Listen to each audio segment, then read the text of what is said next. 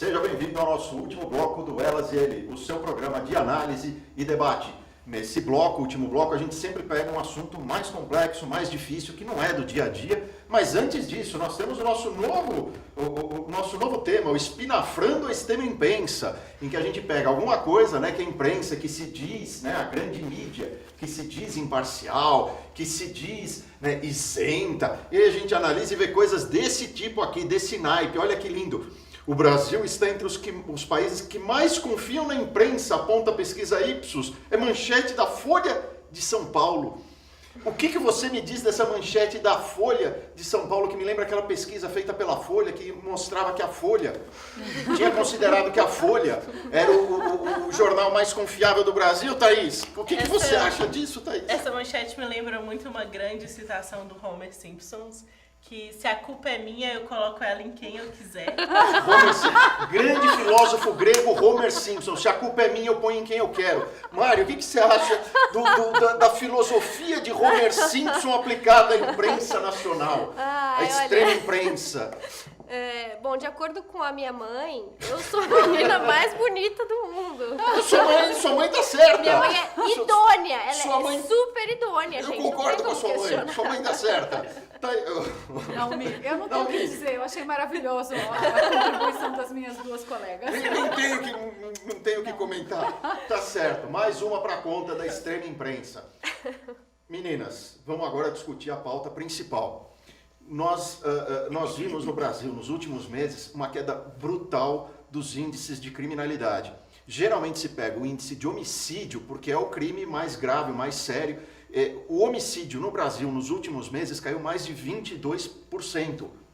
Isso é uma queda generalizada, então, em todos os estados, que o crime vinha crescendo, homicídios vinha crescendo numa grande toada. Só em São Paulo ele tinha diminuído. E agora ele está caindo e caindo assim brutalmente. É uma queda muito brusca, muito grande, né? O volume de brasileiros que não foram assassinados, de vidas que foram salvas no Brasil é muito grande e, ao mesmo tempo, a velocidade em que isso aconteceu é impressionante. Como que a gente explica isso, Mari? Olha... É difícil. Eu vou começar, então, jogar uns dados aí que eu dei uma pesquisada. Na verdade, eu dei uma pesquisada e o G1, a Globo, tem uma pesquisa que eles têm feito desde 2012. E parece que em 2012. Quando que foi? Não, 2017, que a gente teve os 65 mil assassinatos. 2017. Foi em 2017, nós que batemos foi os um pico, 65 foi mil. um clímax. Mas só vem e subindo, dizem que desde esse clímax a gente realmente está tendo um recuo nesse dado. Em 2018, fevereiro ou março de 2018, o Temer criou um Ministério de Segurança Pública. E eles criaram uma política de trabalho conjunto da esfera federal com as esferas estaduais. E parece que agora esse esforço vem demonstrando os resultados. Outra coisa que eu li, parece que no Nordeste esses números têm caído drasticamente também, tipo assim, 40%, 50%. Sim. Números brutais de aí queda da criminalidade. duas setores, facções de crime organizado, que é o PCC e qual é o outro? Comando Vermelho, que parece que o PCC meio que ganhou a briga e tomou o controle da coisa, e aí o conflito entre esses grupos diminuiu o término do conflito, uma certa pacificação aí, porque um acabou dominando, diminuiu o número de mortes. Isso causou quedas de 50%. Pois é, em uma das coisas que se diz, só Nordeste. te interrompendo rapidamente, é uma coisa que se dizia muito em São Paulo, que o motivo da queda dos homicídios em São Paulo não tinha a ver com melhoria na inteligência, não tinha a ver... Era o fato de que o PCC tinha assumido uma tal hegemonia de poder aqui em São Paulo, que para ele não era interessante que houvesse um número alto de homicídio, e ele decidia quem morria e quem não morria, e isso tinha feito cair o número de homicídios. É uma discussão que existe, eu não estou dizendo que é um argumento que existe, alguma coisa que eu já ouvi, inclusive, policiais falando a respeito disso, mas tem uma discussão de se isso é verdade ou não. Mas continua. Não, eu acho Só para quem, assustador isso, quem é de fora de São Paulo para saber disso. Mas eu acho prossiga. assustador isso, na verdade, mas pelo que eu li, vários especialistas falaram que, de fato, isso ocorreu na região norte e nordeste do Brasil. E eu acho que o Sérgio Moro também, né, desde que ele assumiu, ele tem feito, inclusive ele fez um pronunciamento essa semana falando justamente isso, que essa iniciativa do Moro, esse trabalho conjunto das polícias federais com as polícias estaduais, né, tem surtido efeito, tá? A gente está chegando em bons resultados. Desculpa. Eu acho que é uma questão de multifatores aí, né? Porque se for olhar a pesquisa um pouco mais minuciosa, São Paulo teve uma redução muito drástica de 22%, pode ter causado exatamente por causa dessa questão de crime organizado, mas também tivemos no Nordeste, em Minas Gerais. Não, mas é que São Paulo veio antes.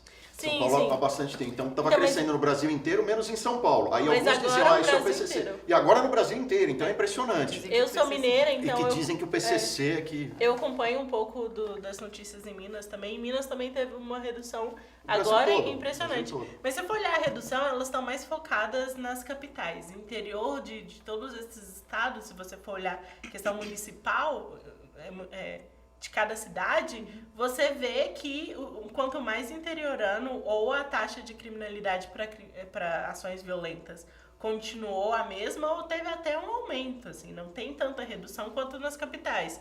E as capitais dá esse volume grande de redução porque realmente, em números absolutos, é muita gente. 22% a menos de crime aqui em São Paulo é muita coisa porque São Paulo é uma cidade muito grande. Agora, alguns outros fatores podem ter contribuído para isso também. Dois que eu acho que são importantes, porque um é a questão socioeconômica. O Brasil, de 2017 para agora, vem melhorando economicamente, então quem trabalha não tem tanto tempo para roubar, para matar alguém, ou não tem tanto interesse. Assim, lógico que existem pessoas loucas, psicopatas na vida, mas realmente algumas vezes acontece por necessidade. E outra questão também é talvez um pouco dessa cultura de justiça está sendo feita no Brasil. Então tá tendo um pouco da Lava Jato aí, a gente tá vendo o nosso ex-presidente preso, quem que sou eu, mero inocente, não serei, por que eu não serei preso? Então... Isso é uma coisa que eu acho que é muito profunda. Aquela coisa da cultura da impunidade no Brasil, que sempre foi um dos grandes fatores do crime, na opinião de muitos especialistas, isso tá mudando na própria cultura, né? É uma coisa muito profunda. Você vê os grandes corruptos, os grandes responsáveis pelos maiores, é exatamente isso. Se até ele vai preso, quem garante que eu não vou? Eu acredito bastante nessa questão de multifatores. Eu acho que a cultura tem mudado muito. Eu acho que a gente tem tido essas alterações. Não sei até que ponto, por exemplo, uma facilitação de porte de arma pode colaborar também, porque aí você cria aquela imagem de que, poxa vida, eu vou sair para assaltar alguém hoje, mas essa pessoa pode estar armada, essa pessoa pode ser uma das pessoas que realmente está conseguindo agora, né? Um advogado, uma pessoa que está enquadrada ali na lei. Então, você já refreia um pouco, porque o risco começa a aumentar, né? Você já sabe que você não vai mais assaltar. Né?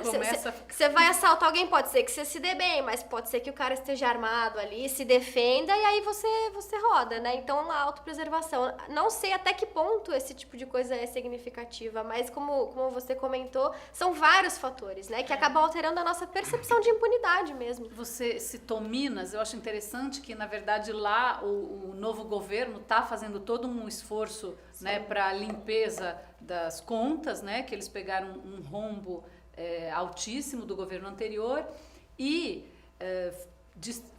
foram quantas viaturas novas? 800, 900 viaturas novas. Eles estão investindo para aumentar o efetivo policial e eles estão realmente tendo um resultado muito bom. Sim, mas sempre todos mencionam essa questão de uma maior relação, comunicação, conexão entre o efetivo federal e regional. Esse caso de Minas é impressionante, porque eu vi as pesquisas, nos meses anteriores, Minas Gerais teve a redução, coisa assim, voltou a níveis de 10, 15, 20 anos atrás, fazia 20, 15 anos, não lembro exatamente o número, que não tinham um número tão baixo de homicídios. Então, assim, é um número de vidas que está sendo salvo, de brasileiros que não foram assassinados, que é impressionante. Então, assim, em governos diferentes. E esse é um dos fatores que todos falam. Não, tem medidas pontuais que estão fazendo. Uma no Nordeste que eu me lembro é que eles disseram que não tem mais separação nos presídios por facção. Exato. Que é uma coisa que facilitava o trabalho das facções. Estão falando, sinto muito, amigo, se é de facção diferente, vai ficar todo mundo misturado. E diziam, não, vai ser uma carnificina. Aconteceu o contrário, diminuiu o poder dessas facções. Mas, oi. Desculpa, só você mencionou uma coisa muito interessante, que a gente volta a ver uma correlação aqui, a questão do emprego, né? É lógico, se a pessoa está desesperada, não tem dinheiro para colocar comida na mesa para os filhos, pode... Porque ainda tem fome. Pode vir a entrar para uma vida... Eu acho isso muito equivocado. Não, Mas eu concordo. Pera, eu não estou dizendo que é. Não estamos vai lá. Eu vitimando não estou a dizendo que pessoa. todo mundo é. Eu falei que é possível de acontecer. Minas Gerais foi o estado que mais gerou emprego nos últimos 6 meses. Eles geraram 47% das De vagas todos. de emprego É criadas impressionante. no Brasil. É Então, impressionante. olha a correlação. A pessoa empregada e o número de crimes despencando. E o número de empregos aumentando, disponíveis, e o número de crime Eu vou dizer que não tem correlação justamente por conta de todos os outros estados em que o desemprego continua altíssimo, continua nos mesmos níveis e o crime também despencou. Mas, Ives, uma coisa é inegável. Ah. Se você tem um país em pânico, desespero, todo mundo desempregado, o nível de violência vai aumentar nas ruas. O nível de violência de homicídios ou o nível de violência do sujeito que rouba um cacho de banana e sai correndo? Concordo, mas Aí que isso tá. pode aumentar, pode agravar para uma coisa pior. É um argumento que eu tenho lá minhas dúvidas, mas a Mari queria falar. Não? Eu Opa, queria. desculpa, Thaís. Eu só queria deixar claro que eu não acho que um criminoso é uma vítima da sociedade, assim, Eu pra Tá. não ter também um não. conflito. Tá Eu certo. também não. Apesar de ter dito isso, eu também não acho, porque nós temos livre-arbítrio. É. Eu Pois estou é. dizendo que isso pode acontecer, né? Mas muita gente está ferrada e não veredou por esse caminho. E como a gente disse no outro bloco, a gente não pode simplesmente também ignorar os problemas sociais, porque aí seria dizer que eles Claro. não acontecem, que eles Que não eles não existem. existem. Né? É Exatamente. claro que a gente tem o ladrão de ocasião, as motivações pontuais para cometer um crime, para se ter uma situação de violência, mas a gente não pode eximir completamente o indivíduo de culpa certeza, pelas atitudes com dele, né? certeza. Quer dizer, explica, mas não justifica. Concordo plenamente. Eu queria falar que eu acho que tem muito a ver também com a facilidade de porte de arma que acabou caindo, mas que gera muito, a meu ver, o cara de pensar que não vai dar, eu não posso assaltar porque eu posso tomar um tiro. Eu acho que isso mudou muito na cabeça do crime também, mas infelizmente nosso tempo acabou. Esse foi o nosso Elas e Ele, o seu programa de análise e debate. Assista na Rede Premium TV, no nosso canal no YouTube e nos siga nas redes sociais, o Instagram e Facebook. Obrigado, gente. Até a próxima.